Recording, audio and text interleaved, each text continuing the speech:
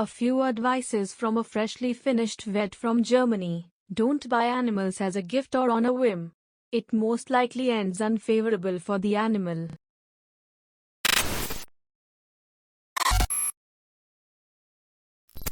Veterinarians of Reddit. What is something most pet owners can do to make their pets' lives better? I am a veterinarian. I'd like to see people focus not just on quantity but quality of their pet's life. The best thing you can do for that is just incorporate them into your life as much as possible. Pay attention to them. Love them. Lots of walks. Lots of games. You'd be surprised what they can learn. Play hide and go seek. Play fetch. Sit beside them when you watch TV. Pet them.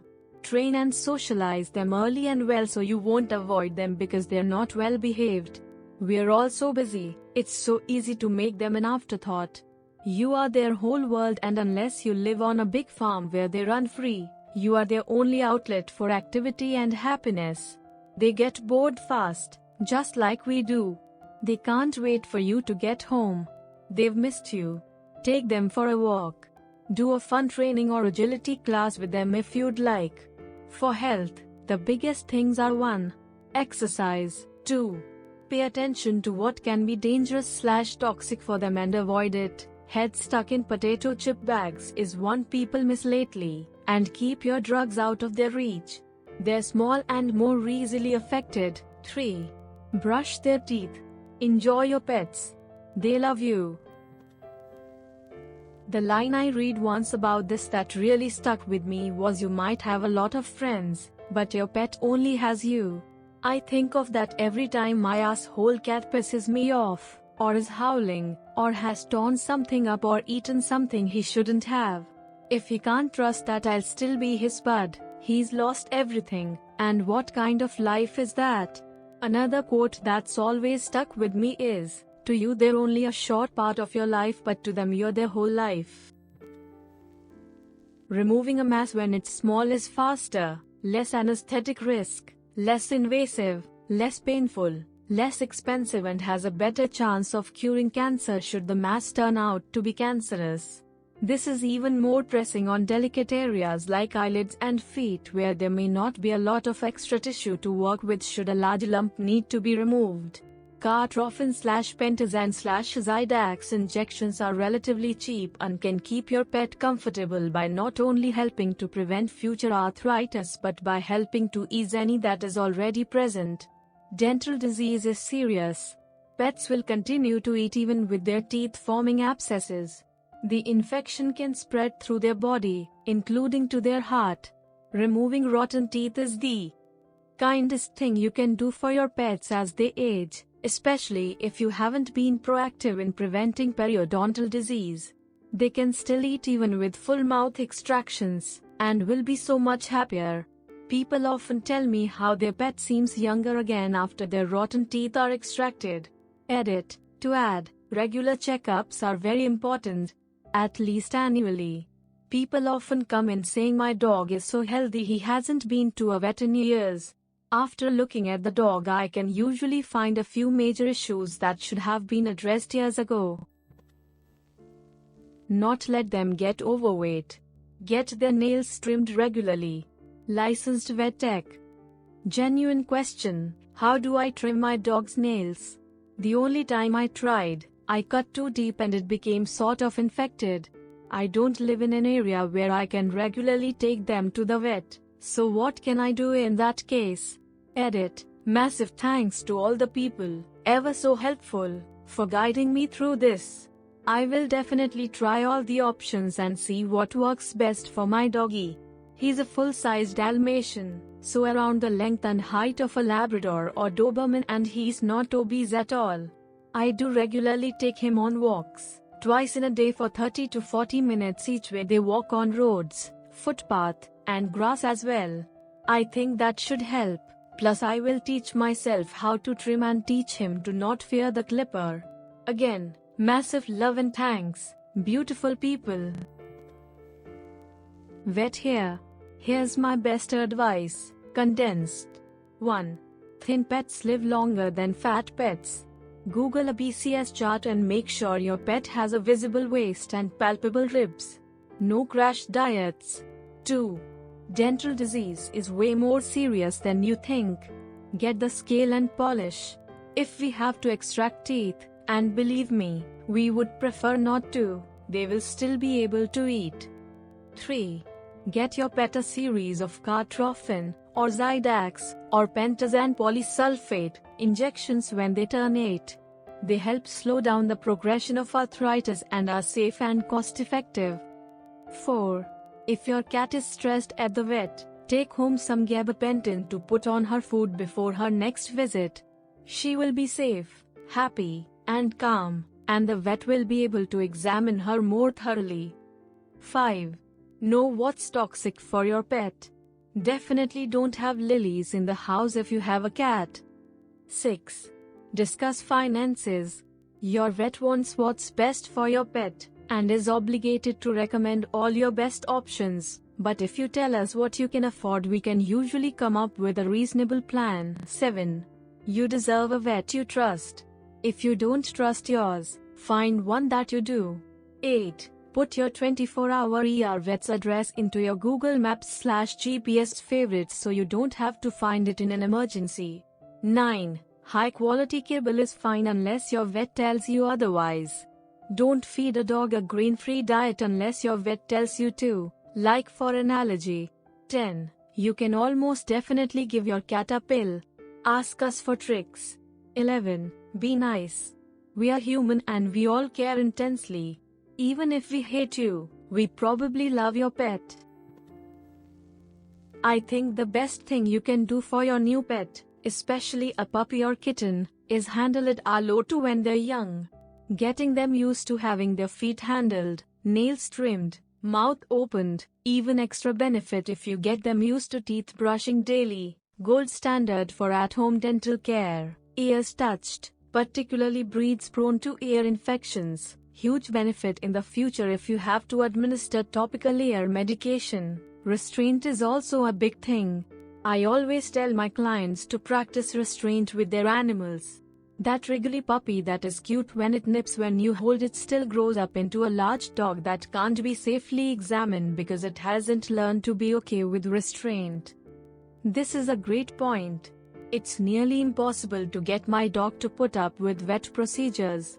She will bite as a warning, so it's quite hard to get her through vet appointments.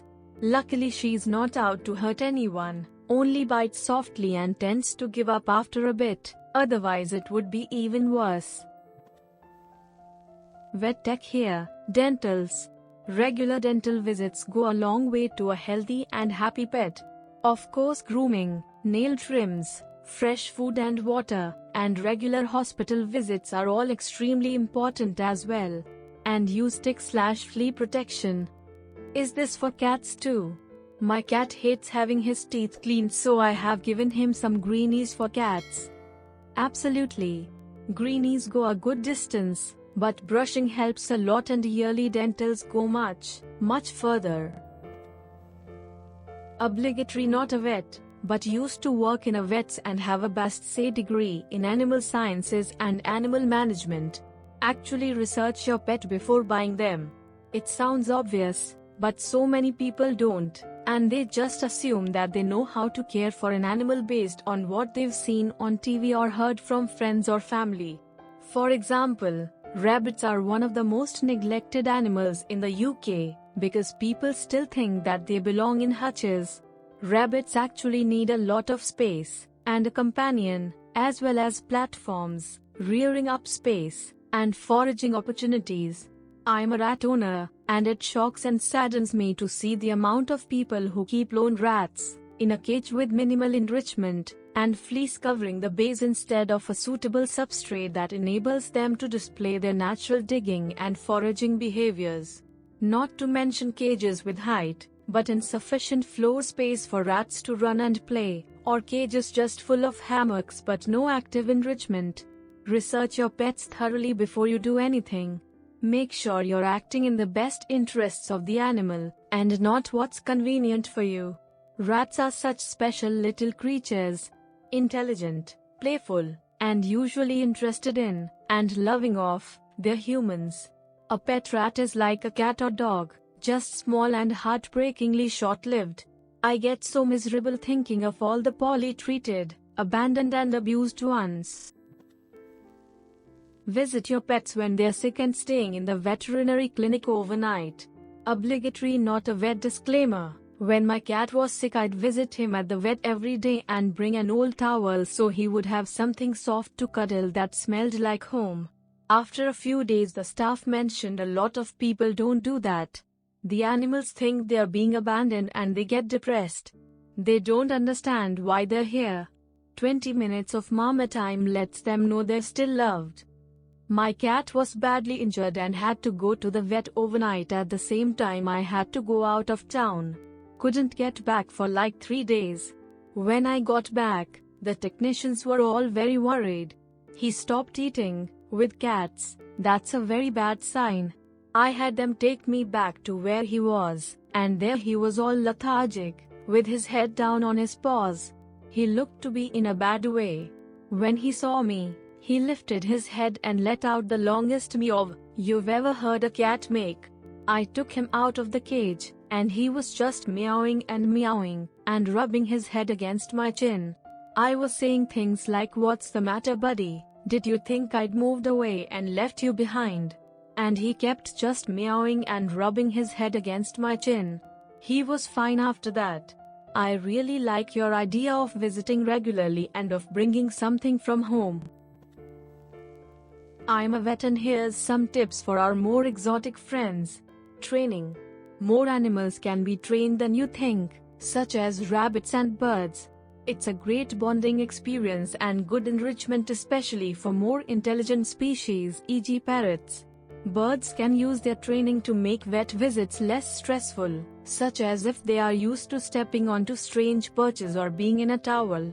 Birds also benefit from lots of enrichment. Parrot species need a lot more mental stimulation than many people expect, even budgies, and there's loads of great online resources for enrichment tips. Rabbits are so much happier with companions, although typically not guinea pigs. Look up the Rabbit Welfare Association for great ways of enriching their lives, and how to introduce new companions. Spaying your rabbits/rodents at a young age. Ask around your local vets for who has experience, or look on the Rabbit Welfare Association's rabbit-friendly vet list. Can help prevent a number of future health issues such as mammary tumors, uterine cancers, and pyometras. If your exotic pet, rabbits, birds, reptiles, etc. is looking sick, take them to a vet ASAP. Lots of them are very good at hiding their symptoms, so if they are looking visibly unwell, it could be a lot worse than it seems. And of course, love your pets. They love you too. A few advices from a freshly finished vet from Germany. 1. Medical care is expensive. Make sure you can afford it for your pet. Inform yourself beforehand if there is a suitable pet insurance and if they cover your breed. If that's not an option, try and save some money each month for emergencies. 2. Don't buy animals as a gift or on a whim. It most likely ends unfavorable for the animal. 3. Regular checkups. Get your animals checked as soon as possible after getting them and schedule routine checkups with your vet.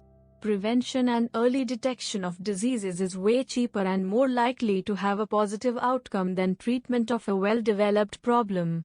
4. Please don't get overly short-nosed breeds like French bulldogs, pugs or Persian cats. And no, I've never met a single one who was healthy, even though the owners assured me it was a special case without problems. Yeah, no, it's cruel and breeding them should be illegal. The dysfunctional breeding is just the icing in the cake. There are many more problems with those breeds. Thanks for watching this video. Don't forget to like and subscribe. See you next time.